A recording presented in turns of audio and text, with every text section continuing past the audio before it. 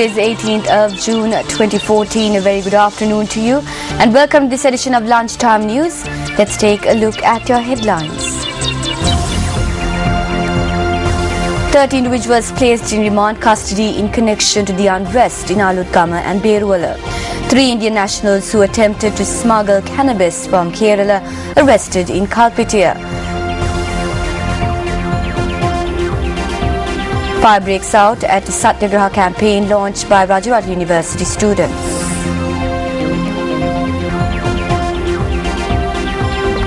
Nigerian security forces arrest nearly 500 suspected members of Boko Haram.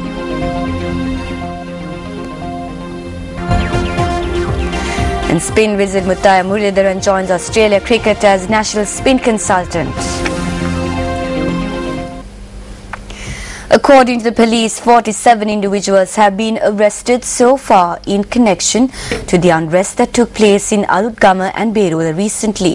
30 suspects have already been placed in remand custody.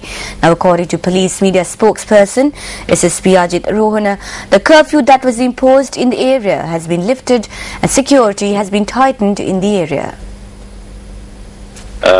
We have deployed 5 police teams, including CID and CCT, in order to conduct investigations and to arrest the suspects in connection with the offences that occurred in Alutgama and Beruwala police areas. We have arrested 47 suspects in this connection since 15th of June, and 30 have been produced before the magistrate. 5 were given police bail, and 2 are remaining in police custody. They will be produced before the magistrate this afternoon. Especially, we would like to make a request from the general public that we are seeking their assistance and cooperation in order to maintain law and order situation in the area. And in addition to that, if any person violates the rules and regulation or participating in any criminal act, he will be arrested, then he will be produced before the magistrate. So we have strengthened the police strength in the area, and security measures have been taken. Static guards have been provided, mobile patrols are being conducted. Therefore, we are seeking everybody's support in order to maintain law and order. And on to other headline-making news. 3 Indians who attempted to smuggle a stock of cannabis from Kerala to the island by sea have been arrested by the Navy in the seas of Kalpitiya. Navy spokesperson Commander Kosala Varnakula Surya said that over 175 kilograms of cannabis were seized. The Navy also took into custody the vessel they were travelling in following the raid which was conducted last night. The Navy spokesperson said that the suspects will be handed over to the Terrorist Investigations Division following investigations. A Sri Lankan national who travelled to Korea for employment died recently. The remains of the victims were brought back to the country yesterday through the intervention of the Sri Lanka Bureau of Foreign Employment. Deputy General Manager of the SLBFE media spokesperson Mangala Randhaniya noted that the Sri Lankan worker had died after being trapped by 2 machines at the factory in which he was working. The deceased has been identified as 31-year-old Aruninda Prabhakara, a resident of the Shravastipur area in Anuradhapura. His remains are currently lying at his residence in Anuradhapura. He had travelled to South Korea for employment in 2001. The SLBFE states that steps will be taken to ensure that the victim's family receive compensation for the accident.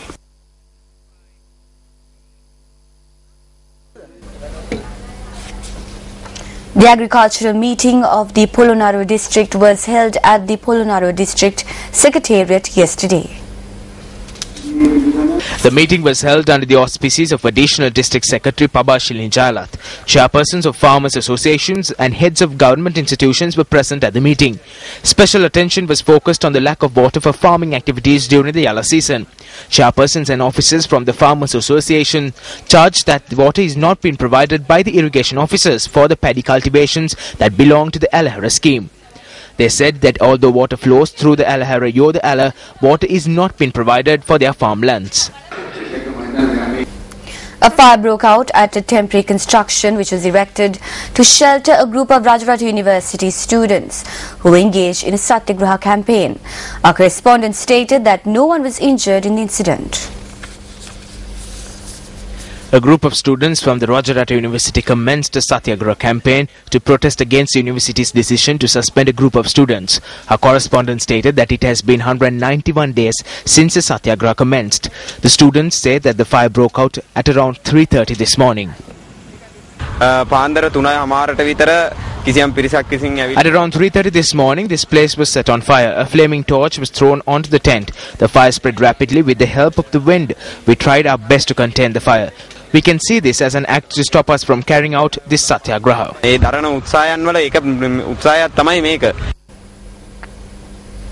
The Newsfirst classroom project, which is aimed at raising media awareness of students around the country, conducted yet another media workshop today.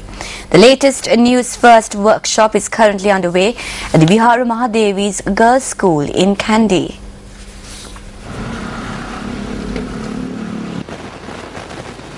This is incidentally the 131st media workshop organized for students by Newsfirst.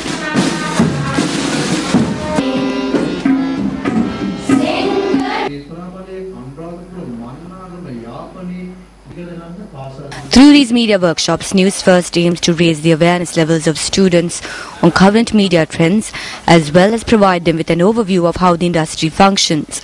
Students also receive the opportunity to learn about new media techniques that are currently being used by media organizations. Muttaya Muralidharan, the world's most successful test bowler and Sri Lankan, who tormented rival batsmen for almost 2 decades, will join Australia's coaching staff to help their bowlers and batsmen decode the conundrum of the mystery spin.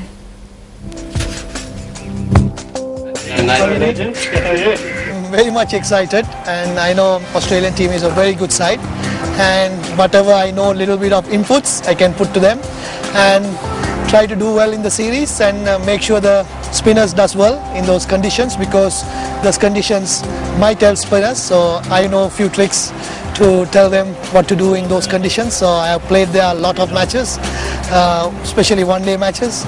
So that will help them a little bit. The game is like this, but in test cricket, you keep on working. Take building dots. Dots, especially against Pakistan. Ajmal is a difficult customer too when it comes to all the batsmen in the world, and he's a little bit similar to me like bowling. So if I bowl to your batsman, it might help a little bit, and also give some tips, so that might help.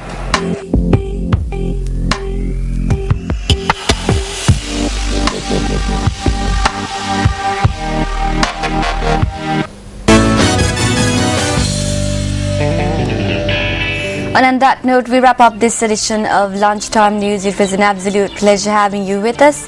For the Newsfirst team, I'm Katharina Chang. Have a lovely day ahead. Hotline 0114 896 896. www.newsfirst.lk. Feedback at newsfirst.lk.